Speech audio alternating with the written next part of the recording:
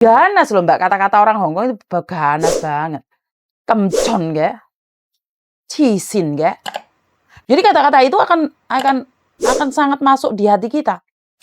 Wah, saya bekerja dengan baik-baik pun masih dibilang cisin, masih dibilang bodoh, masih dibilang goblok.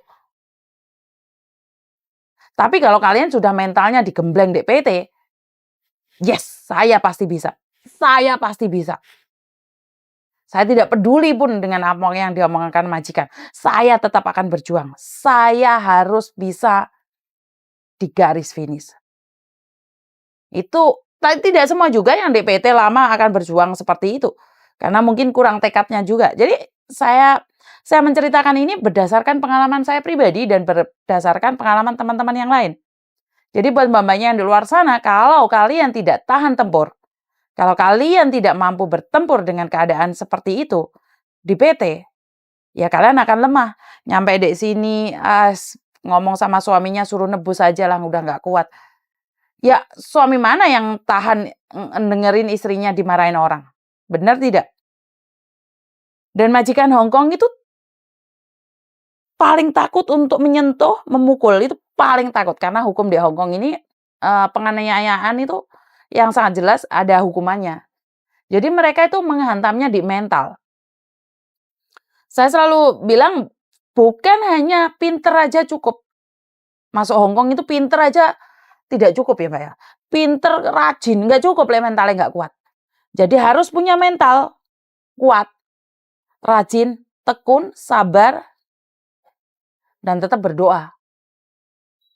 Jadi kamu pinter ngomong di sini, belum jaminan kamu bisa sukses di Hong Kong. Ngomong pinter, majikan ngomong apa dijawab apa, majikan ngomong apa jawab apa. 2 minggu di gua. Kamu gak bisa ngomong, kerjamu rajin, pas majikan sing apik, ya bertahan. Jadi bukan alasan gak bisa bahasa Cina tidak bisa bekerja di Hong Kong, tidak. Saya ngelihat banyak anak itu tidak bisa bahasa, majikannya jos. Bisa bertahan puluhan tahun satu majikan. Masih ingat kasusnya satu mbaknya yang bisa, yes, no, okay, no problem.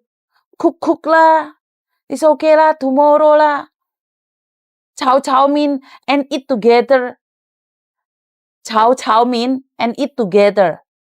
Loh, kadang-kadang majikan juga omongannya nggak sama kok. Bahasa Inggrisnya juga nggak jelas. Cece, you cook yourself ah. You cook yourself ah. Kamu masak dirimu lah. Paham nggak? Jadi saya ada satu majikan yang ngomongnya, ini pengalaman ya, anak Filipin dulu saya pada tahun 2000 berapa ya? 2012. Ada salah satu anak Filipin, anak saya, dia sudah Hong Kong, tapi sekali lagi dia tidak bisa bahasa Cina, bahasa Kantonis, dan dia telepon saya.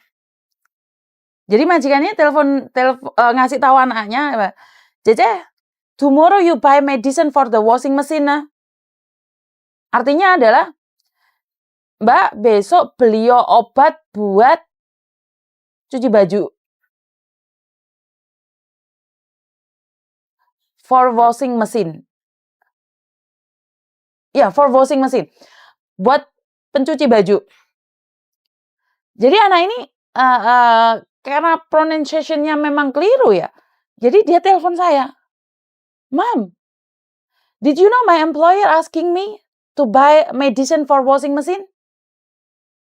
Is Panadol or what?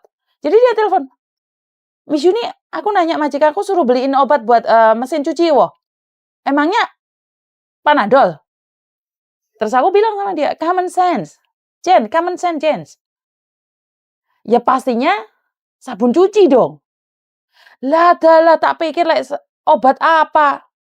Jadi tidak semua majikan juga bisa bahasa. Ya memang dia tidak semua majikan pinter bahasa Inggris juga. Jadi buat kalian semua sebenarnya pakai common sense ya Mbak ya. Ini cerita-cerita lucu aja yang saya ungkapkan. Ini pengalaman pribadi saya. Dan pada tahun 2010, waktu itu saya di kantor sentral. Nah ini agak-agak lucu, agak-agak emosi juga saya. Saya tidak tahu, apakah Mbaknya ini nggak pengalaman atau tertekan. Saya tidak tahu dari mana sudut masalahnya. Majikan dia suruh dia cuci ikan sampai bersih. Eee, karena mungkin sering dibentak-bentak, apa sering dimarah-marah, jadinya nge-blank pada tahun 2010 ya. Di mana, majikannya ini ngomong, "Oke Yuni, cuci ini ikan tuh sampai bersih ya." Nah, cuci ini ikan sampai bersih karena saya nggak tahu ya, saya menurut saya tidak masuk akal. Jadi ikannya itu dibawa ke kamar mandi, dicuci pakai sabun, pakai sabun. Majikannya, pulang dari majikannya nggak kerja kalau saya nggak salah, karena majikannya di area mid level sana. Majikannya masih muda, pasangan muda, dan di rumah ada neneknya, dan majikannya telepon saya, "Yuni, 어쩌네 땡 써나. Pembantumu ini entek ah, gyugai cegat cao." Oke, saya kaget karena anaknya masih baru, baru dari Indonesia ya ini ya. Saya datang ke rumahnya, jadi saya ngelihat di kamar mandi itu, ikannya itu di situ sama sabun ya, ikannya itu di sabun. Terus saya nanya sama Mbak, "Mbak, ikannya itu mau digoreng, lah kenapa kamu kasih sabun?" "Lah amis loh Miss, bau loh.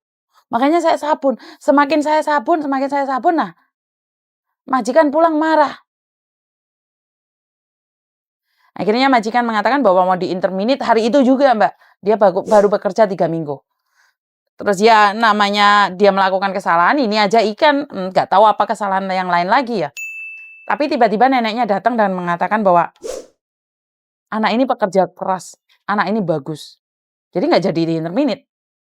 Saya ada telepon masuk, itu aja dari saya, terima kasih dan bye-bye. Wassalamualaikum warahmatullahi wabarakatuh.